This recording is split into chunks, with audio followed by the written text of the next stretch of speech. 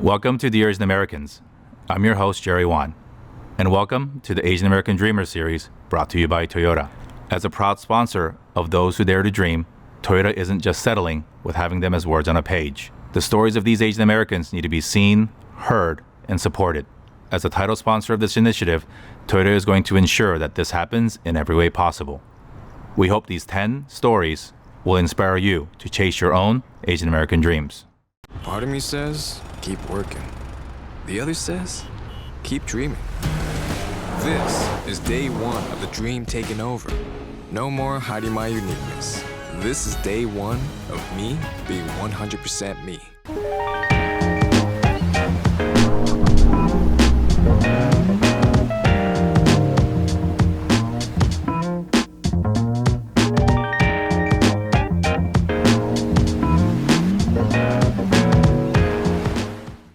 Hey Gary, welcome to the Asian Americans. Really excited to have you, especially on this conversation about dreaming, about the Asian American dream, what it has meant for you, building multiple businesses, and now at this evolutionary stage in your career, helping other people achieve their dream in a way that I think is both meaningful and impactful. I know you say often that one of the ways that we can also help fight the racism or discrimination that we face in traditional institutions of higher education or corporate America is to just start your own damn thing. Yeah. And we all know that one of the big barriers is help and support, especially financial support. And so you've spent a significant chunk of your career and your life's mission to help other people launch businesses. And so we're excited to learn more about that. We're doing an episode of the Asian Americans here on the road in a car, and we are actually sitting in the parking lot of Sunset Lane Elementary School. Sunset Lane Elementary School was where I first came to school when I immigrated here 30 years ago now, and it just happens to be the same city that your wife grew up in, and so here we are. It's kind of a surreal experience, I think, for me to be here, but tell us a little bit about your journey into coming into America and sort of how that identity helped you shape your viewpoint on how you want to help people. Yeah, I mean, it's funny. I feel like being at an elementary school is kind of a big deal because that's where a lot of things sort of start. Like that's sort of the beginning of an American experience, to be sure. Being the child of Chinese immigrants. My dad was a foreman at a machine shop, and my mom was a nurse assistant at a nursing home. And we lived in, 1 and 2 bedroom apartments in, California, in Fremont. So it looked a lot like this. And I guess, school was sort of just where I felt, maybe even most at home sometimes, most accepting. I mean, I think there's a lot to be said for how difficult a lot of Chinese Americans and Asian Americans, sort of experience their childhood, because, there are just some real hardships that our parents had to face. And, being a parent now, I sort of realize, well, yeah, they started with a lot less than what they gave me. Right. So I sort of understand. But, when you're going through it, it's a much rougher childhood than, what most might experience, especially if, for me, there was sometimes food insecurity, and my father was, really struggled to keep a job, and, he struggled with alcohol and addiction, and, I don't know. I mean, I don't know if I would wish that on people, and me and my wife spend a lot of time trying to give our children a very different experience, right. And then the unanswerable question is, how different will they be to you? I think that's the thing that I have also learned too, is we're parenting children for the unknown. Generationally, of course, but culturally it'll be a very different place. And our kids are right about the same age, so in 20, 30 years, when they begin their careers, what do they want to be? How do they want to be? What do you think your parents, and maybe more broadly our parents' generation, wanted for us? And what was their definition, do you think, of what the American dream was? And let's start with that. What do you think that was? Because they worked so hard, they came here with little, or made this conscious decision to start over here in many cases. And we also recognize that for many, that choice wasn't their own to make. But for many of our families, it was a choice to sort of restart and to give us a different opportunity. And so what do you think the they wanted for us from that sense of chasing this dream? I think one of the funniest things I remember is, other families might do, a lot of fun family things, like, going to the park on the weekends or traveling to, Hawaii or like, Yellowstone or different places like that. But I didn't have those memories because, my parents didn't have the money for that. But I remember my dad always really put a huge premium on knowledge. So instead of doing any of those things, I remember we'd spend a lot of time in technical bookstores. So Really? my dad was an engineer, Huh. and I think it was very interesting because he had sort of off the charts IQ, and then I don't know what it was. Like maybe it was, just who he is, or the cultural aspects of coming from an Asian culture and not being able to thrive in a Western culture. He really struggled with his, what would be classically viewed as like, Western business style EQ. So even though he had the technical ability and the intelligence to sort of really move the mountains for the firms that he worked for in mechanical engineering and things Right. like that, he couldn't hold down a job for that long. So I think I was always sitting in Word, like helping him write his resume or send off resumes, or he really struggled in his career, and I think it's interesting to think back now to what degree that affected me in my life now, because it really did put me down this road. Like the great thing was he always spent money on computers, Right. and if I wanted to have access to the internet, I got it way earlier than anyone else. It wasn't a question. It was just, you can get internet, modem access to a PPP account on Netcom or something in the Bay Area. And I also credit like growing up in Silicon Valley and Fremont and in the San Francisco Bay Area for being in sort of the cradle of a lot of this stuff. Like just by being there, it gave us the access to it. Like Right. whereas if we were in a lot of other places in the country, I don't know if we would have had that. And then I guess the craziest thing I realized recently was even when I was sort of a teenager, my dad he understood like their sort of value in like both technology and capital. So he would actually even bring me to these like Chinese American or Asian American, like often Taiwanese business events, and they'd be like dinner.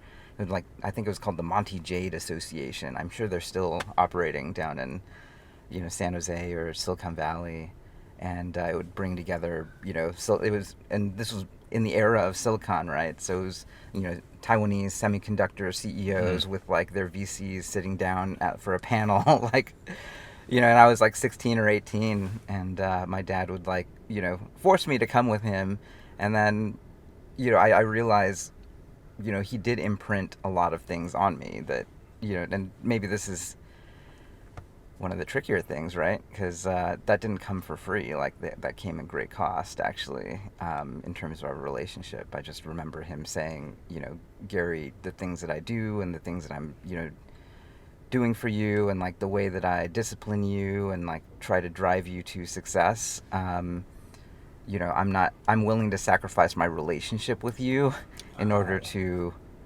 get you to places where, to rooms and, a future that I could never have.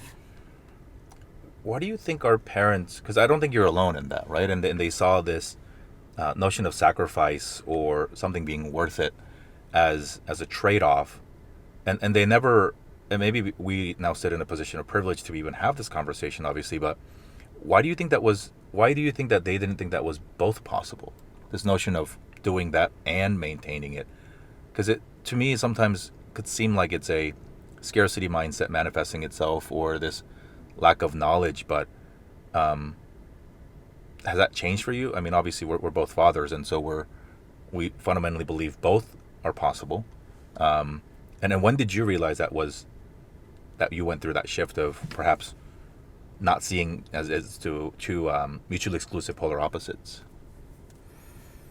I mean, when I look back on it, I think that we probably could have had it all if my dad I mean, the funniest thing is I remember when I was 18, I went to the library and I got the book How to Win Friends and Influence People, which is like, it's just not I struggle to think about where in like sort of East Asian culture or books or even self-help, where does that sort of literature exist? Yeah. And then now I realize, oh no, there's actually a very different business culture that exists in the West. Yeah.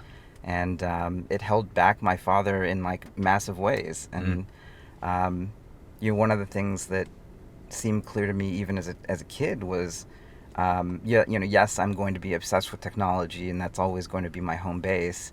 In the same way that for my father, he would go to technical bookstores and like he always wanted to be the most technical person in the Right. room.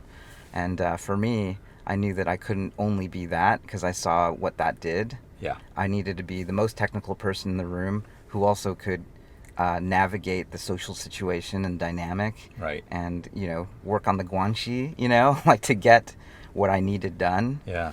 And so, even as a kid, like I remember doing Toastmasters as a kid so that I wouldn't be afraid of public speaking or, and I remember, there was actually a realtor who was like the main mentor in that program. And I remember being like 14 or 15 and, he was the guy who taught me how to have a firm handshake. He's like, no, you don't have, I didn't get that from Right. my parents, or like a classic sort of Western American upbringing with privilege would sort Yeah. of teach you that immediately. One of the first things your father would teach you is like, Right. have a firm handshake, because that's like the beginning of a relationship. And Yeah. if you have a weak handshake, like what impression does that leave? And first impressions matter.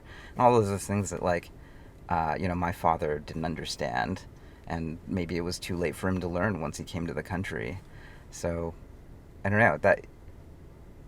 I don't know. I mean, I think it kind of comes back to that. I'm like, Yeah. I realize now, like, that also put me on a path where I was very, very driven. And to be frank, like, I definitely put my family plans and, sort of moving on with my life on hold until I, sort of quote unquote, solve the money problem. Yeah. And it's funny, in a couple. I'm about to start at Y Combinator, and the founder of that place, I feel like he really taught me about how to solve the money problem through starting a company. Yeah. And that's what, if I could like roll back time, that's probably the thing that I most would want for my parents. It's like I wish I could go back and teach my father, in his teens and 20s, how to navigate Western business culture. Yeah. And keep a job and become a leader and a manager and like really build things and build organizations. And he was so focused on the technology alone, and I realized I needed both. And that now we have the great privilege of trying to lead our kids into whatever that future is. And the future is changing so quickly that it's almost more important for them to know the sound of their own voice and sort of follow that, as opposed to follow, my father was very prescriptive, and even Right. then he was wrong. I think it's really interesting, this quick evolution. And I say quick because I think in the last 2 or 3 decades, our community, whether you're Korean, Chinese, South Asian, doesn't matter. We've been through this weird, not weird, but this historic shift, this very quick shift in how we think as a community. We went from, being that technical person of my knowledge will get me to places, which I think worked in Asia. And that's why our parents brought those notions here, right? It wasn't, as diverse. It wasn't as EQ driven. And so the smartest people who produced the best got ahead. And I think that those skills were rewarded. And then I think there's this notion of the pendulum swinging way the other way when many of us immigrated here, or our parents came, where it was try to assimilate as much as we can. And I don't know if our parents actually used the word assimilate, but it was be successful in America. And their definition of being successful in America was, with a lot of elements of that heads down culture, just listen well, don't rock the boat, almost try to blend in, which are all things that now we talk about openly in the professional development context of those are the things that perpetuate the modern minority myth. It leads to the bumping against the bamboo ceiling and all these things that limit us. And now we've come into this third chapter, in my opinion, of we're loving ourselves, both as individuals and as a community, and saying we can borrow elements from all of our cultures. And actually, that's a superpower, and that's not the thing that we should be ashamed of. Totally. And you're now in a position, as you mentioned, you're moving on from Initialized Capital to the Y Combinator, and you've impacted so many entrepreneurs and have mentored even more along the way of advising people to own that superpower, not just for Asian Americans, but whatever anybody's superpower is. How has that helped you, I guess, see the power of entrepreneurship and power of manifesting, or even before we can manifest, like realizing what our dreams are capable of? Because I think many of us grew up in a very box environment, right? Study hard, get that degree on your resume, then go put some fancy logos on your resume. That's the plan. That's the plan. Yeah. And then what's the plan after that? There's no sort of, work 40 years at the same place. That doesn't exist anymore in our world. And so when was that revelation for you? You mentioned the mentor at Y Combinator. You've done a lot of these cool things that I think the stars align perfectly for you to get the exposure to technology in the region and in an environment. But when did that light bulb kick off for you saying, hey, entrepreneurship is the way that I think we can forge ahead to craft my own vision of what success looks like for me? I think I credit just like growing up in San Francisco Bay Area. It was the region that taught me, hey, this is where startups that, start off as just an idea. Apple started in a garage. Yeah. The personal computer revolution started literally by, people believing a thing that nobody else really believed. And then them with their hands, building and selling a product that, made them right, I think that that's the closest thing there is to alchemy and magic in the world. And, I just always think about the Steve Jobs quote where he says, all the things that in your life that you look around, they were, designed and built by people who were not that different than you. And, if you really internalize that, then you'll realize like you could have a hand in that. And if once you realize that, you'll never be the same. And so when I was a kid, like I knew I wanted to start a company and build a product and hopefully have, going deeper, I'm pretty convicted that, technology is sort of the reason why we get to sit here and talk about ideas instead of, subsistence farming, right? Like, when you look at human history, it's like really sort of astonishing, like the rate of innovation, the rate of change that has sort of happened over the past, like, even couple hundred years is just outrageous. And it's sort of accelerating, and it's accelerating in our time. And so I think the most important thing is actually, and it sort of depends on your worldview, right? Like, if your current worldview is technology is bad and the world is going to hell and it's getting worse and worse, then that belief becomes self-fulfilling. And I think that's why also San Francisco and, Y Combinator and like this culture of starting companies is important and valuable, because I don't believe that. And I want to meet and I want to surround myself with people who believe the opposite. Right. Because then, belief, you mentioned manifestation, but it's like, belief translates into reality when you add capital, which, we and others supply, like venture capital supplies that. When you add people, which is, human capital. Right. And then the key thing that, you as a founder would need to add is sort of the magic special sauce that binds it together, right? Like, that's leadership, that's management, that's vision, that's consistency. And, I think the hardest part today is that, like, when you open up the media, you don't hear much about that. You hear about all of the missteps. Right. And, that serves a purpose, and I'm glad it exists, right? Like, not all technology is good, and not all founders have good intentions. And we live in a fallen world where capitalism drives people to, the fast buck, right? Like, even in crypto, there's sort of just very dramatic examples of that, right? You look at, a Sam Bankman-Fried at FTX versus a Brian Armstrong at Coinbase. Right. They have, if you meet them, they are completely different people. Like the way they live their lives and their belief system is completely different. But from the external world, like from pure media or social media, you can't tell that. Right. I agree with you. I think technology and as an entrepreneur myself, it's given me newfound realizations on what's possible, not only from a financial perspective, but prioritizing what's important, and particularly as a father of young children, just wanting, or I guess needing to have the flexibility to control how I spend my time and all these, more important things than perhaps money and work, which I admit, and I think we all do, we are extremely privileged to be able to even have this conversation.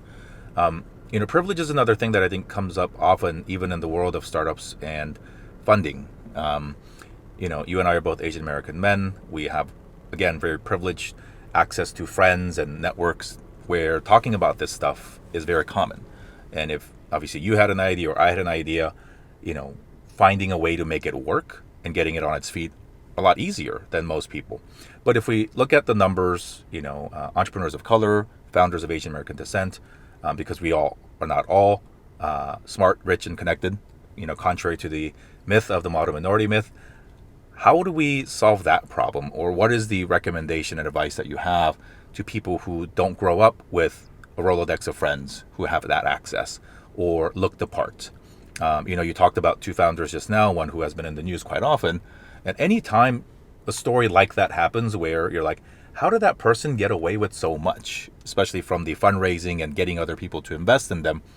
And not very many of them look like us, right? And so we always have been told that we have to work extra hard to prove ourselves, right? At least those were the things that were taught by my grandfather and my parents.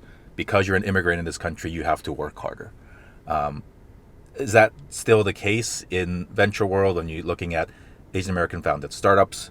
And that's not to take away at all from many of our personal friends who are doing the work as you are, to invest in founders that look like us, who can resonate with us, and to help from more of a contextual help perspective rather than here's a check, go make me some money. How is that journey a little bit different perhaps for our community so far? And how do you see us being able to bridge that gap so that all people can have equal opportunity to create the next big, not only life-changing, but also community-impacting entity? It's a big question. I mean, from a purely personal standpoint, I feel like I've sort of learned the hard way on quite a lot of these things. You were mentioning the bamboo ceiling. I think that's something that bothers me quite a lot. That, like, when you look at the rank and file of technology companies, East Asians in particular, but Asians broadly, are very well represented. But then when you look at the leadership, East Asians are actually deeply underrepresented. Growing up, like, even though I was in a community that was probably 30 or 40% Asian in Fremont in California, I think that I spent a lot of my childhood and even young adult period pretending I was fully American, that like my very different and hardship sort of filled childhood, like I sort of rejected it, and to my friends and to the external world and at work and everything else, like I was not myself, right? I pretended that none of that affected me. I'm a normal American. Like there's no difference between me and like the other kid in the other desk in school. And to your point earlier, I think that Asian Americans, and then East Asians in particular, that have like a much stronger sort of communitarian, like filial piety sort of experience, you sort of like realize that does have an impact on how you act in social settings, especially in workplaces. And I would pull my punch, right? Because I sort of thought like, oh well, based on my family system, which is of course like your programming, like it's it's going to have an impact on you because it's like your 10,000 hours. And until you acknowledge that, Jung says that until you make your unconscious conscious, it will control you and you'll be enslaved to it. And I feel like that's sort of the Asian American experience, is like you must realize that you did come up with a different experience. And that doesn't mean that you should, A, pretend it doesn't exist, and B, like, it means that you should, like, integrate it as a part of yourself, but also know, like, hey, like, the business culture that you might be in requires you to speak up for yourself. Right? Well, like, when wrongs are done to you. Like, you don't have to, be the loudest in the room, but, hey, have a private conversation with your boss about, hey, this happened, and, can I get your advice? Don't eat it, right? And so I think those are the things that are most valuable to me that I had to learn the hard way. And I actually had to, frankly, go to therapy, and I had to go to, I had to hire an exec coach, and, all of that helped massively, because that's what allowed me to, make the right decisions and thrive across many different, like, inflection points in my career. And earlier in my career, I would eat it. I would, sort of take the blows, and then at some point I would overflow. I would say, even though my prefrontal cortex, my brain would say, like, oh, this is fine, like, I actually, like, wouldn't be able to sleep. My heart rate would go up, and I would just, like, sort of melt down. And these were, like, directly related to me not properly advocating for myself as an individual, right? There are times in my career where I gave up leadership positions because someone asked me to, when it was rightfully mine, for instance, or in other cases, like, people being promoted above me, just because, like, sort of in aggregate, I just didn't lay out, like, these are the reasons why I'm the right person for this. I think it's those conversations, I hope and I know, are more common today than perhaps when you and I were going through school and the early parts of our career.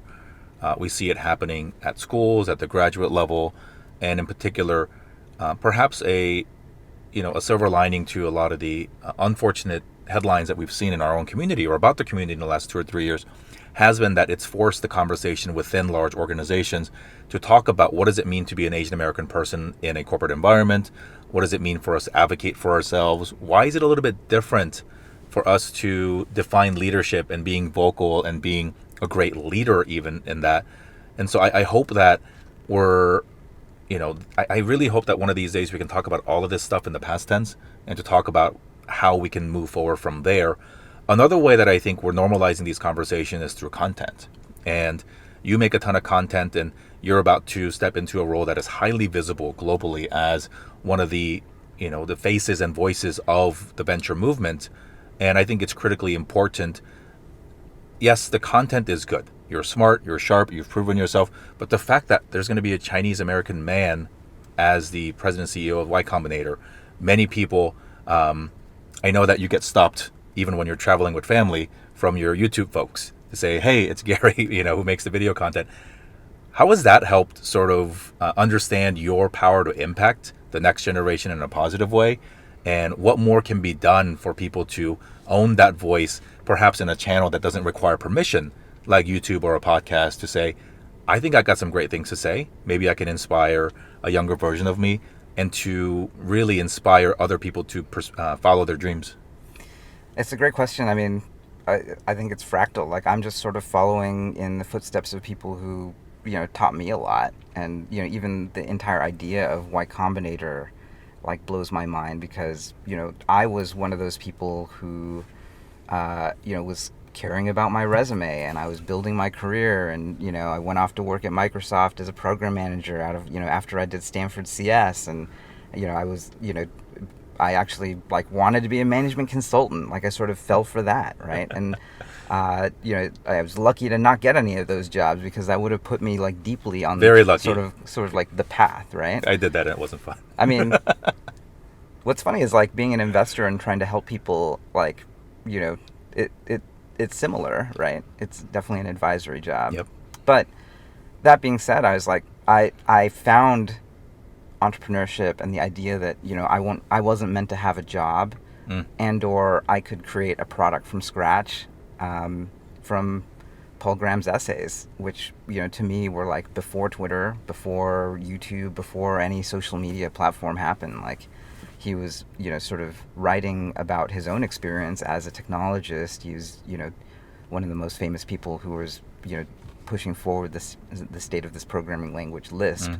And then out of that, he started a company, sold it to Yahoo, and then started Y Combinator to really teach people, well, if you're a technologist and you're smart, like, you have the hard part already figured out. It's, being smart. Like, the hard part about chess is being smart, not knowing how the pieces move. So you could take people who are smart, who are technical, who are very capable, who are skilled, and I would extend that to like PMs and, people in sales and design and, it's just like all these other disciplines that are like related, it's not just engineering. It's like the act of building itself.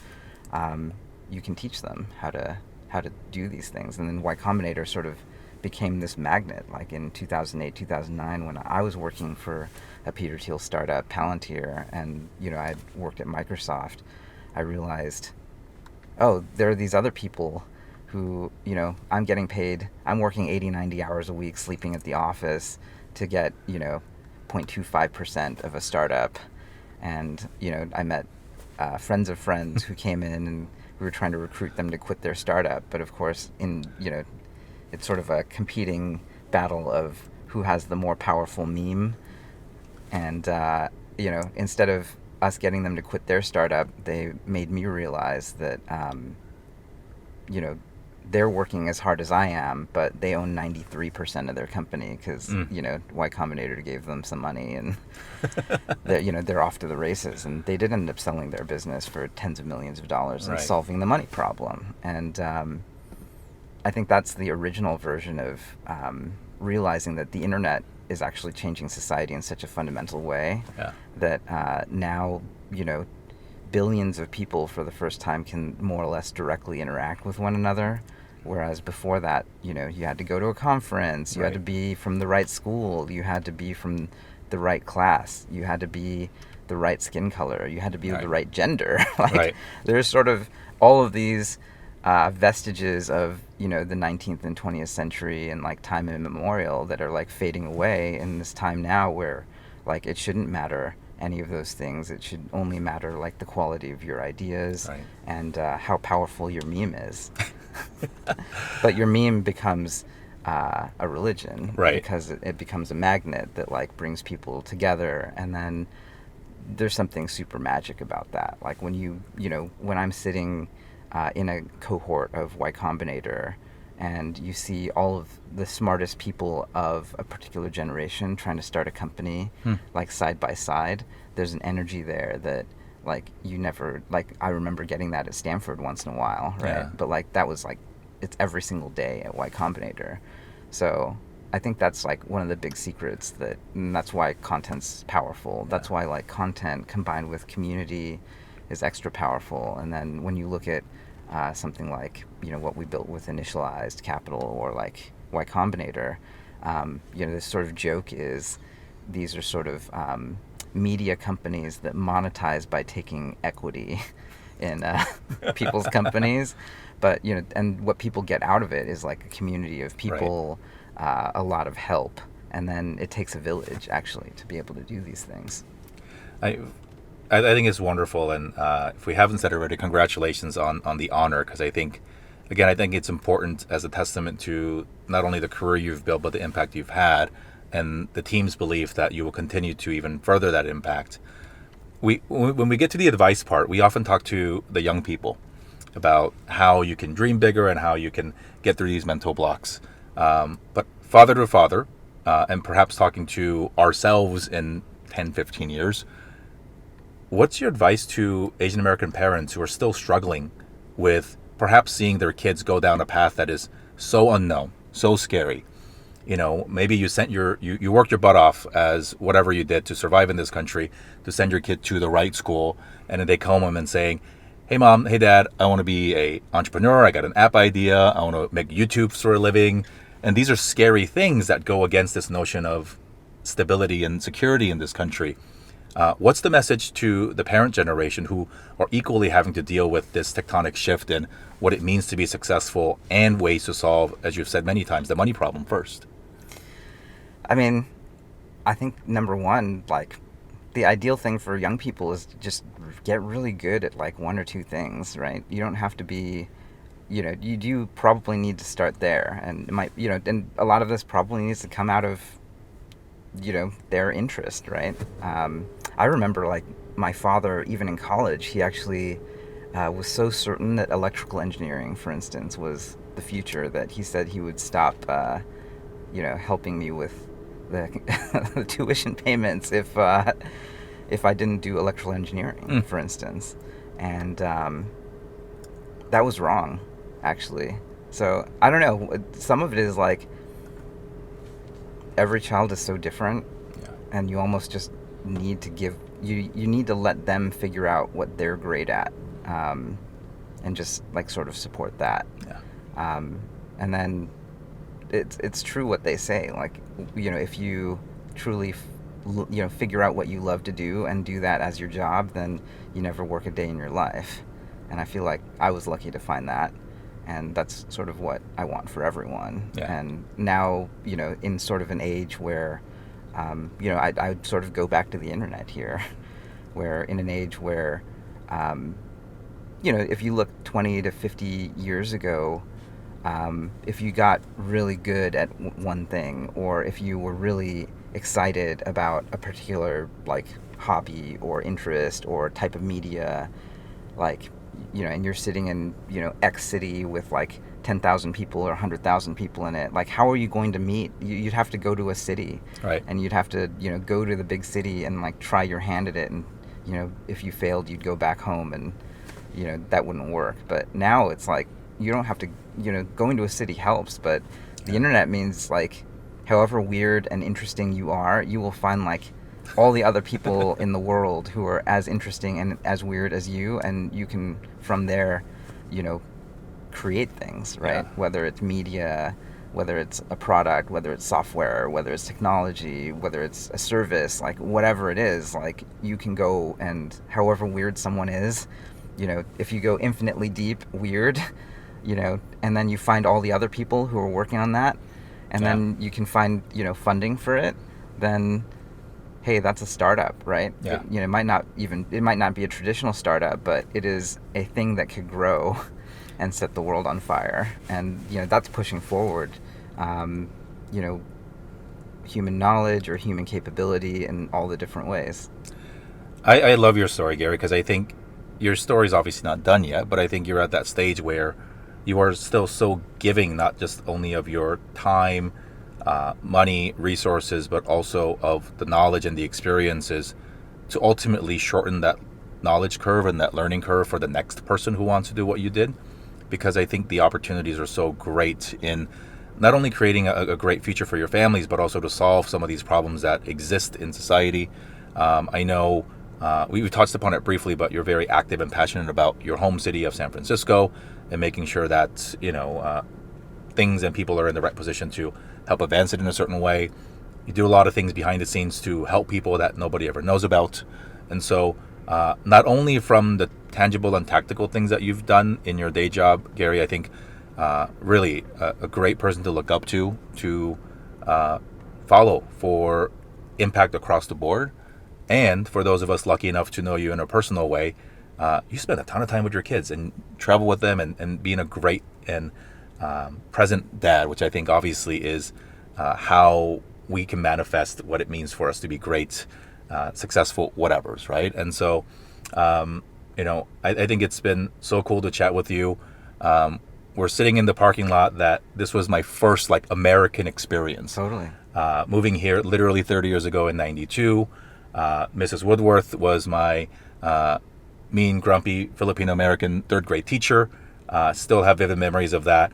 And then to have this conversation with you here about what it means for us to have evolved individually as a community to redefine what the Asian American dream means, not only for us, but more importantly for our kids, and putting all the things in place so that ultimately they can do whatever the hell they want and still find success and meaning perhaps a little bit differently even than the way that we currently define it today. And so best of luck in your new role. I cannot wait to see what you do next. And most importantly, just really excited to see the impact that you have, because I know there's a lot of people that look up to you and look to you as not just for good content, like I said, but contextually resonant and relevant information and advice to inspire them to the next thing. So thank you. Happy New Year. Happy New Year. Thanks, everybody. Thanks for watching this episode of the Asian American Dreamer series on Dear Asian Americans. We hope that this story and the other ones that we share in our series have inspired you to identify and chase your own Asian American dream. And Toyota will be along with you all the way to make sure that happens.